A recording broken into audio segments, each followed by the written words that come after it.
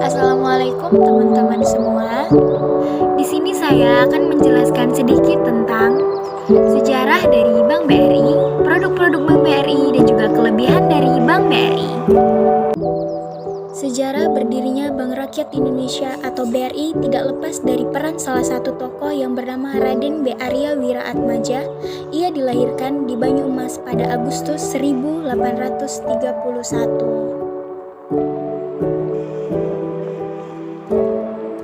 Pada tanggal 16 Desember 1895, Raden B. Arya Wiraatmaja mendirikan The Purwokerto Halp and Spar Bank Inland Hoofden, yang berarti Bank Simpan Pinjam Pemuka Bumi Putra Purwokerto.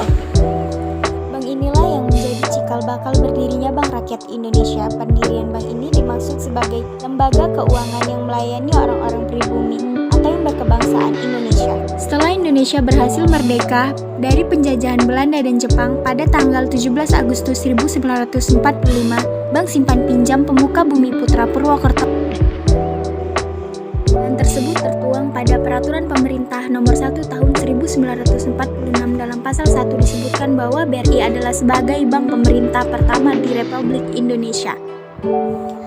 Selama tahun-tahun awal berdiri, Bank BRI sempat terhenti untuk sementara waktu dikarenakan masa perang mempertahankan kemerdekaan pada tahun 1948. Operasional BRI baru aktif kembali setelah perjanjian Renville Agreement 1949 dengan berganti nama menjadi Bank Rakyat Indonesia Serikat.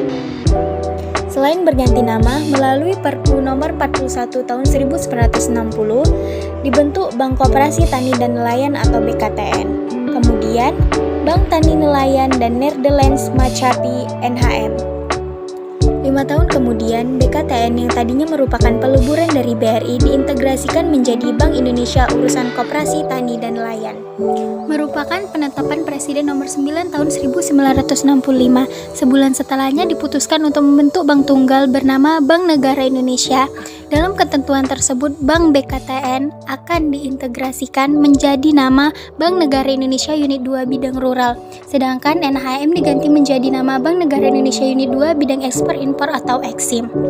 Beberapa dekade berikutnya, tepatnya pada tanggal 1 Agustus 1992, berdasarkan Undang-Undang Perbankan Nomor 7 Tahun 1992 dan Peraturan Pemerintah Republik Indonesia Nomor 21 Tahun 1992, status BRI berubah menjadi persero terbatas dengan kepemilikan saham 100% di tangan pemerintah Republik Indonesia. Barulah pada tahun 2003, pemerintah Indonesia memutuskan menjual 30% saham bank ini sehingga menjadi perusahaan publik dengan nama resmi PT Bank Rakyat Indonesia Persero Tbk. Ada berbagai macam produk dan layanan Bank BRI, namun yang paling banyak diminati oleh masyarakat yaitu dalam bentuk simpanan, pinjaman, dan investasi. Pelayanan dalam simpanan terdiri dari tabungan, deposito, dan giro. Untuk tabungan sendiri ada berbagai macam produk mulai dari tabungan BRI Britama, tabungan BRI Simpedes, Britama Rencana, Britama Bisnis, Britama Falas, Britama X, tabungan Haji BRI, tabungan BRI Junio, BRI Simple atau simpanan pelajar. Untuk deposito dibagi menjadi 3. Yang pertama, deposito rupiah, yaitu simpanan berjangka dalam mata uang rupiah. Dan yang kedua yaitu deposito fals, adalah simpanan berjangka dalam mata uang asing. Dan yang ketiga adalah deposito internet banking atau deposito BRI yang dibuka melalui fasilitas internet web BRI. Selanjutnya adalah giro, yaitu produk perbankan yang berupa simpanan dari nasabah perorangan ataupun badan usaha dalam rupiah ataupun mata uang asing yang penarikannya dapat dilakukan kapan saja selama jam kerja dengan menggunakan cek atau BRI Giro.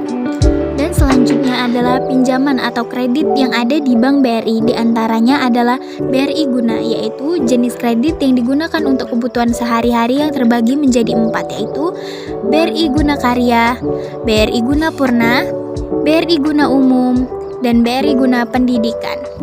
Selanjutnya adalah kredit kepemilikan rumah atau KPR BRI, adalah sejenis pinjaman bank dari BRI yang digunakan untuk pembelian tempat tinggal. Selanjutnya adalah kredit kendaraan bermotor atau KKBRI, yaitu jenis pinjaman bank BRI untuk pembelian kendaraan bermotor.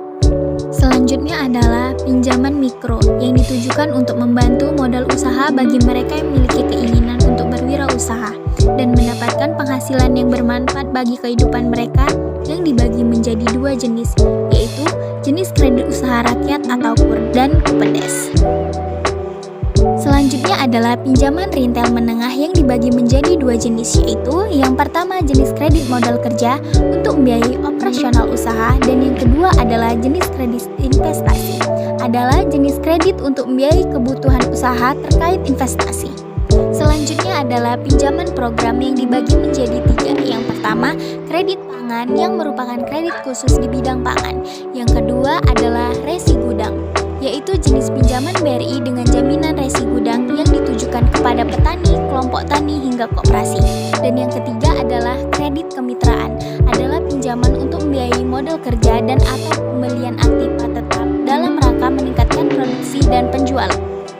Dan selanjutnya adalah produk investasi yang ada di Bank BRI yang dibagi menjadi tiga, yaitu yang pertama adalah dana pensiun lembaga keuangan atau DPLK, yang kedua adalah reksadana, dan yang ketiga adalah SBN retail. Selanjutnya adalah keuntungan dari Bank BRI. Yang pertama itu tersebar di seluruh wilayah Indonesia, yang kedua pilihan produk perbankan beragam, dan yang ketiga adalah tersedia layanan digital.